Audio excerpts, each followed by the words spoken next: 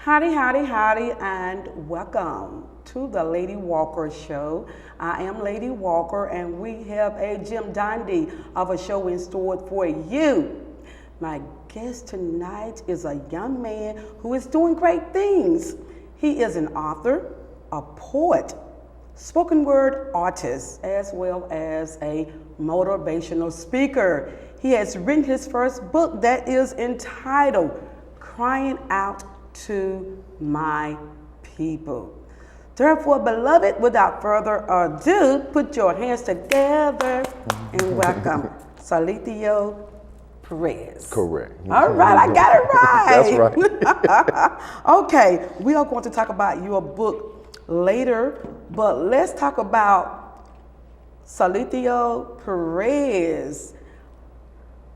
Coming back when let's put it this way, you are not originally from Mississippi. Correct. You are originally from Chicago. Correct. Okay. Now, tell us just a little bit about who you are, and then we are going to talk about this book, because this book is a book of poetry, and you're going to tell what inspired you to write this book and some of the circumstances, behind some of the things you faced in life as a youngster and all of that. So tell us just a little bit about who is Saletheo Perez. Today I'm a 38-year-old man from the west side of Chicago, born and raised. Got in trouble early, went to prison, done over half my life in prison. Yeah, because with you being 38 and you spent half Over the 38 years, you're right. Yeah, I went in at the age of 16, I got out at the age of 36. Wow. Yeah. Wow. Okay, you come from a family of 4 brothers? Well, I have 4 brothers, 1 sister. 4 brothers and 1 sister. So how did you end up from Chicago to Mississippi? Well, I came here once I was released out of prison. This is where the Creator sent me. I have a sister here. My mom was living in Greenville, Mississippi, and my wife, who at the time was my girlfriend, she was here in Mississippi. So when I rolled out, this is where I came. Okay, didn't want to go back to Chicago at all? Not at all. So you were in Chicago for 16 years? Correct. And is that when you ended up joining a gang? Well, I kind of got in the gang very early. I really don't even, I couldn't even give you an age. Oh, really? At what time I got in the gang. I was in the gang, I don't know exactly when. I guess 8. You were young. You were really young. So what influenced you or encouraged you at that young age to become part of a gang? I didn't see it as becoming part of anything. Like I said, I probably got in the gang at 7, 8 years old, 6, 7, I don't know.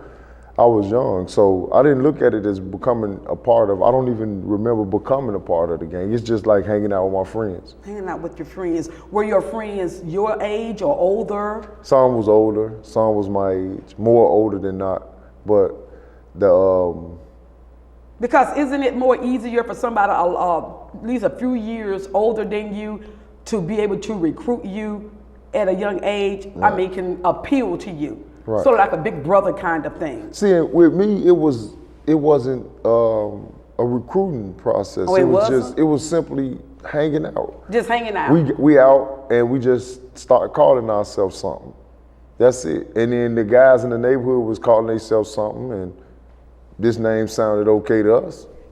So we became a part of, because initially it wasn't any criminal activity. Okay. It was simply hanging out. Okay, got you. And we just saying something. And then as you get more involved in it, it becomes something else. Okay. And as you grow up in it, it becomes something else. But when it became that something else, at first it was all innocent and all of that. It was nothing. It was nothing. Just a name, right. You got a name, and okay, that's it. But then when it started getting to the point where it became somewhat criminal, Was it somewhat difficult to get out, or? I never thought about getting out. Really? Like I said, because I felt like this was life. This just is what happens. It just was a natural progression, because the environment I grew up in, that's what was happening outside of my home. You know, so I never seen it as I never seen a reason to have to get out. Really? Never seen a reason to have to Did get your out. mom at any point in time, when it became criminalized or whatever, did your mom at some point in time, as you became older, and say you don't need to be a part of that gang anymore? Yeah, or? I moved out my mom's house when I was 14. Really? And where did you go? I moved in somebody else's house.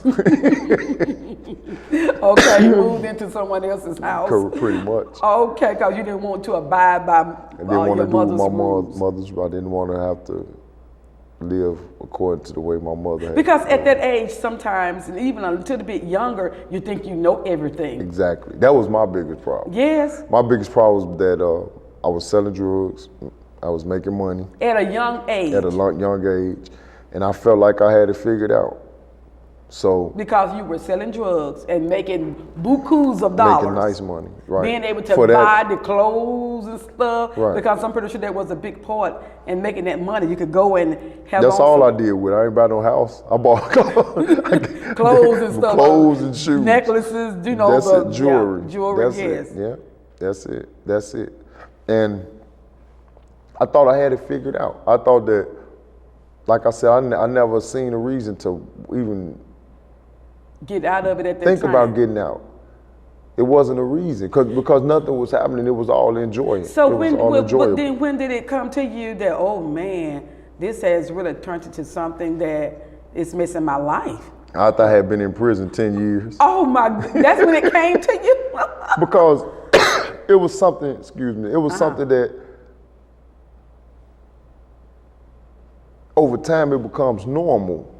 Okay, yeah, and you're right. Over yeah. time it becomes normal. So I didn't see it as being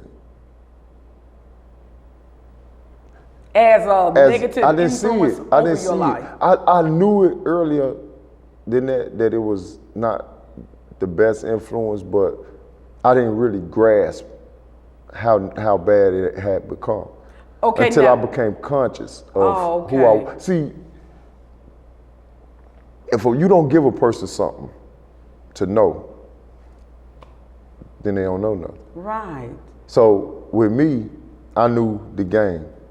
I knew that. I knew the streets, and I had good. I had my mother. I had a good mom, and I come from a fairly decent family. My family not just no bad out there. Everybody. So you had both mom and dad? Right. I had a mom, dad, and a stepdad. My dad was a street guy. My dad was more into the streets. My stepdad was the guy that was working, and my stepdad was the guy that was working. Your foundation. That was right. And my dad was in my life. He just wasn't a positive influence in my life.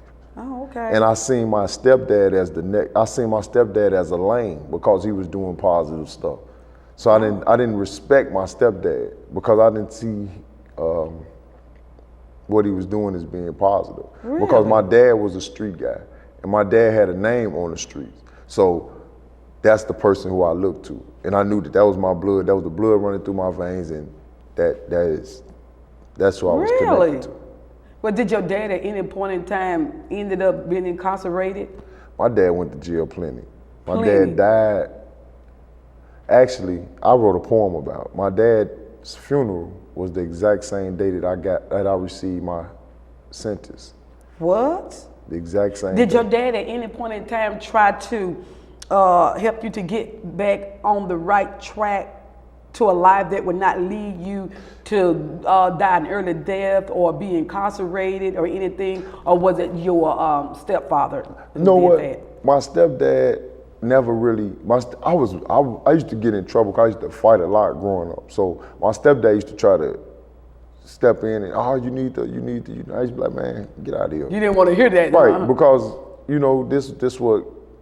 this is what came with growing up. So my dad, I honestly can't ever remember my dad telling me nothing positive. Really? So it was sort of like he was leading and you was falling somewhat into his footsteps. And I think what happened is my dad got caught up in the same life that I got caught up in, but except that he wasn't in the game. My dad made plenty of money selling drugs. Oh, okay. Plenty. And at the same time, my dad lost a lot of stuff due to drugs. So my dad got rich selling drugs, and my dad became poor because of drugs. Isn't that something? My dad fell victim to the same substance that he was poisoning somebody else with. Really? My dad died without having a place to stay. Went from owning property, buildings, having. Now, it's so ironic because you got a lot of people who may not be dealing with drugs from that standpoint, but they have everything financially, but then towards the end they have nothing. He had nothing. From that My dad standpoint. I can't even count the number of cars my dad owned, or like I said, my dad owned 3-story buildings, and he had. And towards the end, he had nothing. Towards the end, he had. Because drugs actually. Towards the end, he had. Zilch. A habit. Nada. Nothing but a habit. That's okay, well, we are going to take a break and we are going to come back and continue along your life's journey. Okay. All right, beloved, we will be right back. Lady Walker Show.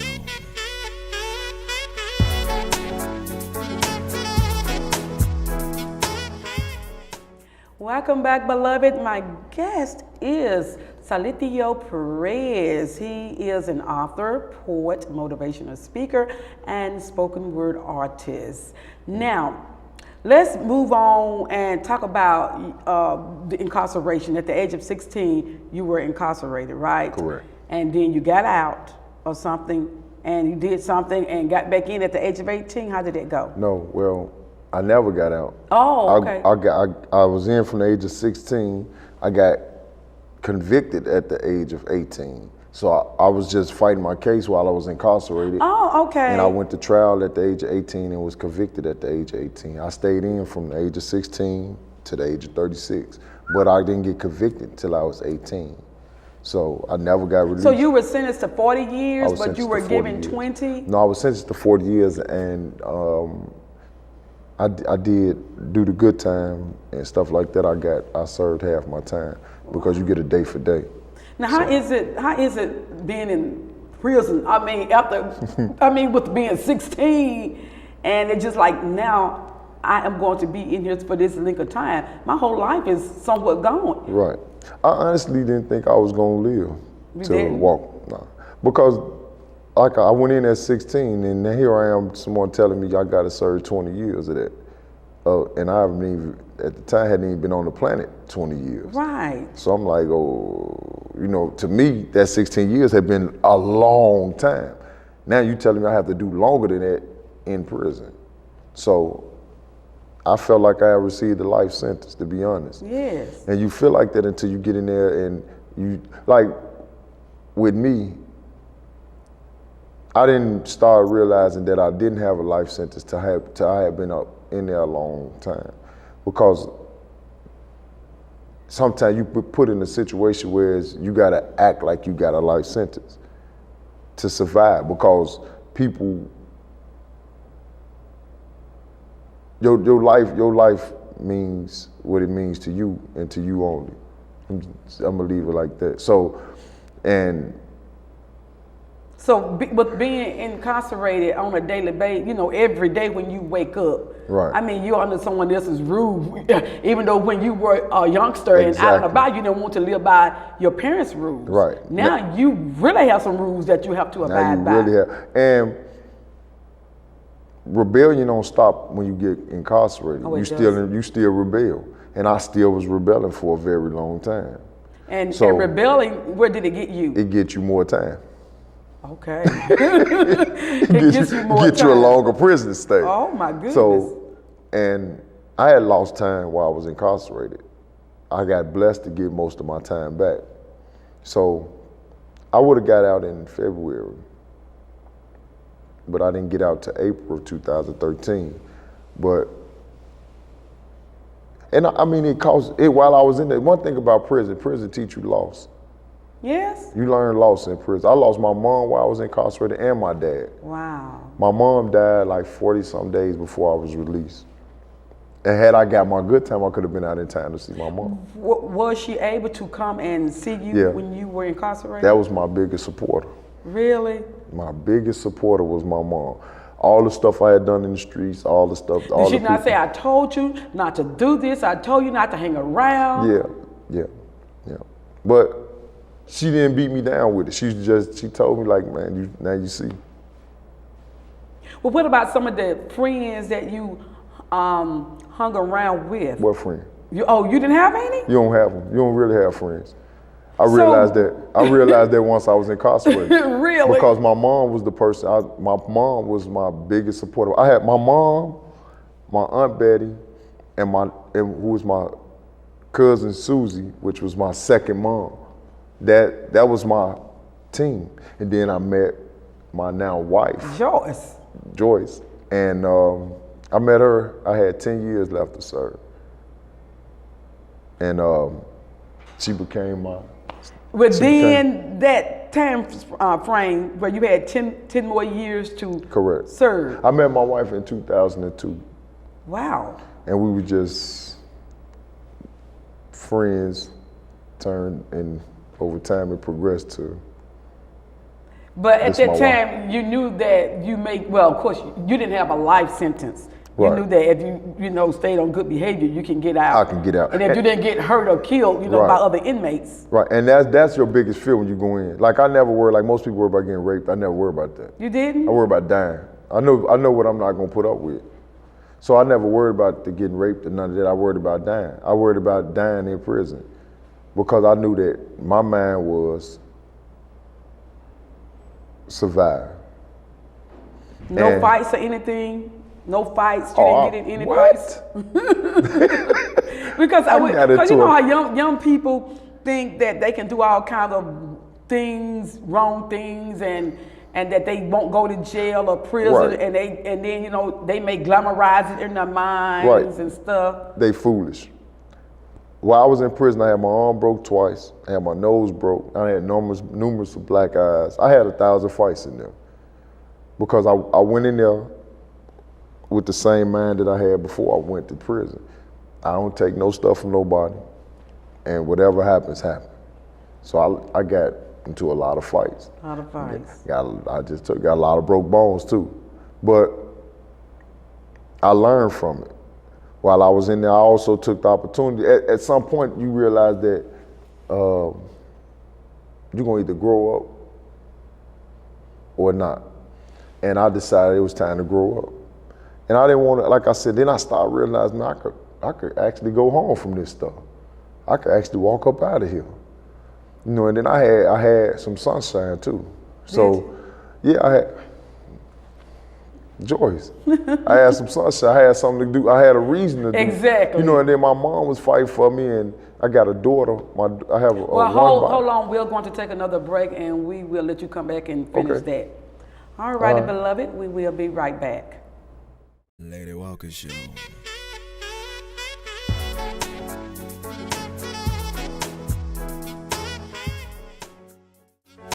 Welcome back, beloved. My guest is Saletheo Perez. Okay, Saletheo, before we went on break, you were talking about you have a daughter. I do. Okay, and what is her age? She'll be 22. Really? Okay. Yeah, she'll be. Okay. I'm trying to do the math. Right, she was born like maybe 12 hours before I went to prison, before I got incarcerated. 12 hours maybe before. 12 hours, something like that. And she's here in She's in Atlanta, Georgia. Yeah. You get a chance to see her? Actually have not been able to see her since I've been out. We talked, as a matter of fact, talked maybe day before yesterday. So we talk on the phone, and we trying to get our relationship straight. I was in prison the whole life. For real? Most up to this point. So we trying to get our relationship right. And I was in contact with her while I was incarcerated. She used to come visit me and stuff, but in different things, you hear stories. She hears stories from these people or this person, or and then she hear all the stuff about her dad, and then I become the reason for all her problems. Because if my okay. dad was home, I wouldn't have to go through Right. this. And if he wouldn't have done this, I wouldn't have to go through this. And then I become the source of all her problems, even though I'm not the source. Right, exactly. But I become the source of her problem. I understand it because In her mind, in yes. her mind, and Yes. because my dad became the source of a lot of my problems. If he'd have been here, I wouldn't have to do this. I wouldn't have to be putting over my stepdad. If he would, so then that's what I became with my daughter. And I understand it, and it's a process. Exactly. Oh, now, and this what led to the book, Crying Out to My People. Like I said, I woke up. I started waking up. First thing I did was got out of my gang. I got out the gang. I outgrew it. Okay. I outgrew the gang. So Well, since you were incarcerated when you got out of the gang, yeah. well, your life wasn't being threatened. No, you because know, sometimes if someone is in a gang and they want to get out, I guess their lives or their family, their loved one's life may be threatened if they get out. Right, I got favor. Okay, amen. I got favor. So I mean, I wasn't a coward in the gang. So I'm not Okay. gonna be a coward walking out the gang. I didn't get off count. I didn't retire. I quit. Okay. You know, people going, I want to get off count. You know, I want to take some time for myself. Man, I quit. Y'all can have this stuff. Y'all do y'all thing. Like I said, I became conscious. Once you become conscious, you gotta act like you conscious. And I became conscious. I became conscious of the circumstances surrounding my incarceration outside of my own actions. I started realizing that sometimes traps are set. Right. And we don't see the traps. Sometimes you don't know, it's subtle things and we overlook them. Like a commercial with Cool Joe, the camel, smoking a cigarette. Nobody's gonna tell you that they telling you that cigarettes is cool. They not gonna say that, but that's what they call him. He Joe Cool. He a camel smoking a cigarette. So really what he's trying to do is entice you to smoke, which is why they've taken the cigarette commercials off and all of this. When I was growing up, you know, we had cigarette commercials. Exactly. And, you know, but now they don't, but because that's what, and it's the same thing in our neighborhoods. The exact same problems. You know, example, you know, we talk about 9/11 and the stuff that happened with 9/11 and they was able, you know, we know that they became real tight during 9/11. Now, somebody explained to me that how after 9/11, how drugs were still getting over here. Yeah. I mean, you could stop a killer bee from making it to the United States. You can't stop a freight load of cocaine from getting over here and ending up in this neighborhood all the time. And it always seems to be the black neighborhoods, Right. okay? So, I mean, I started becoming, like I said, I started getting conscious. I started waking up. I started seeing, wait a minute. Why me joining the gang didn't seem odd? Why did it seem like a natural progression? It didn't even seem like I was doing anything outside of what I was supposed to be doing. But you became conscious in jail. In jail, because I had time to read. Okay. I had time to get an understanding. See, I went to prison. I was always academically smart. I just had a behavior problem. Yeah. So, yeah, I was in the gifted program from 4th to 8th grade, even though I was getting in disciplinary problems. And then I got accepted in good high school, and I chose to go to the worst high school. I always. Why? I mean, why do you think that? That's because that's where my guys was going. That's where my friends was at. And before you got into any trouble, did any of your friends get into trouble that led them to be incarcerated before you were ever incarcerated? You know what? That probably could have helped you to become more conscious early on. Plenty of people was going to jail around me, but that was their problem. It wasn't yours. It wasn't my problem until it became my problem. And what woke me up, like I said, I always liked doing poetry, even when I was young. I used to write poetry for the school paper, but I wouldn't put my name on it because I didn't want nobody to know that I wrote that. So as I was growing, I would do poetry. And most of these, like I said, this is a collection of my poetry. So I would write and just put it to the side. None of these poems was wrote for a book. They was wrote just because this is my way of expressing what I see, addressing the problems I see. So, like I said, I got out the gang, and I was already writing poetry. And then when I go back and look, I've been conscious. I've been having an understanding of what was going on. I just wasn't realizing it because my poems reflect that. My poems reflect my thoughts. I don't write about nothing I don't know. Yes. I don't write about nothing I don't know. Everything I wrote in that book, either I lived it, I watched somebody else live it, or I've heard about it. And the interesting thing about the book, I like the presentation of it. And I said earlier about how your book is laid out inside. Normally when you say poetry or something, it's just, you get used to seeing it in a different kind of layout. But this one reads just like a book. I mean, poetry is a book, Right. but this reads just More like a a book. novel. Yeah, exactly. The way you have it laid out.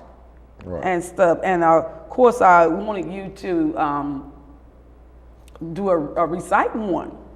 I don't know if you. Okay. I don't know if you want to do it by heart, or if you're going yeah. to I use your wrote- book. I wrote that book. I Because know after that's- all, you are a spoken word artist. I am. I love it. Okay. I love it. I when I was growing up, I used to rap. Did you? Yeah, but you start realizing I could say stuff in poetry that you can't say in rap, and people still want to hear it. Nowadays, if they're not talking about rims, cars, and clothes, nobody's trying to hear what they're saying. That's how come you don't hear like you got some rappers that rap about some conscious stuff, and people, who are they? So but I will absolutely will recite one. Well, Or two, is or it going to take more than a minute to It will. Okay, what we're going to go ahead and do, we're going to take an early break, Okay. and we are going to come back and let you recite one of your poems. All right. All right, and beloved, Okay. we will be right back. Lady Walker Show.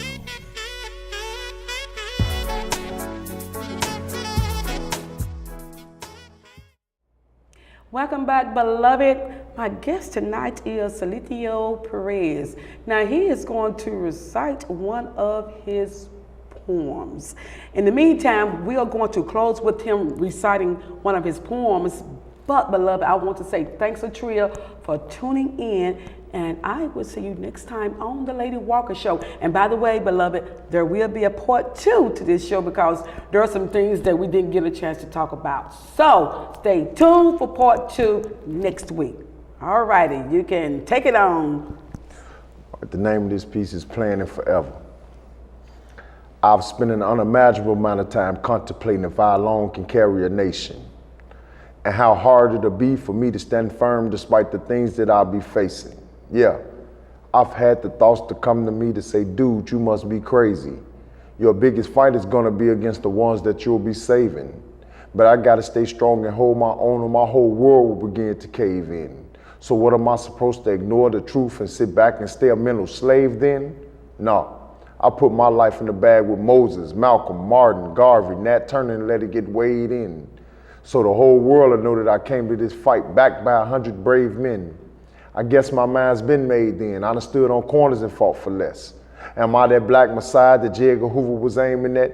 Or is it one of these other brothers that the system that gave 100 years and told them, here, go lay with that? A boatload so ugly that it pains a cat. They used to braid ropes and chains to bind us. Now we buy ropes and chains to define us, and the diamonds, they must blind us, because we move forward and leave our women and children behind us. But never mind us, because in this state we'll never amount to jack. If you looking down and can't find those on the bottom, it's probably because that's where you at. Now, can you live with that? See, most of these are questions I didn't even have to ask myself. Is money and material things truly how I choose to gauge my wealth? If not, at what point do I embrace my beliefs, stand up and say, give us freedom, man, and give us death? I'm through playing myself. I know my own might end up being my downfall. This ain't no town hall, but I might as well be Malcolm, standing at the podium, waiting to get clowned on. Like all our heroes that went out in the blaze of bullets, but I ain't scared, I stay prepared. I knew the end of this route when I took it. I aimed to save me, and I stay sharp, so in one of my outfits I'm ready to go to the grave in. Whether it's a pair of these Levi's or a pair of them sweatpants that I done played in. Look, I ain't no different than y'all. I too done pilfished off the people. So in this injustice, we all equal, and I ain't trying to start nothing. I'm just praying I can use my platform to spark the thought like, black men, let's unite and stop jacking our brilliance off. We're killing us off. And if anybody can view these statements as being racist, to hell with them. Tired the only time I'm with mine is to argue, fight, or go to jail with them. I'm supposed to sail with them. We supposed to go around this place spreading our gospel, showing the word that we can stand together. Yet we out here acting like we can't stand each other. So how we ever supposed to plan forever?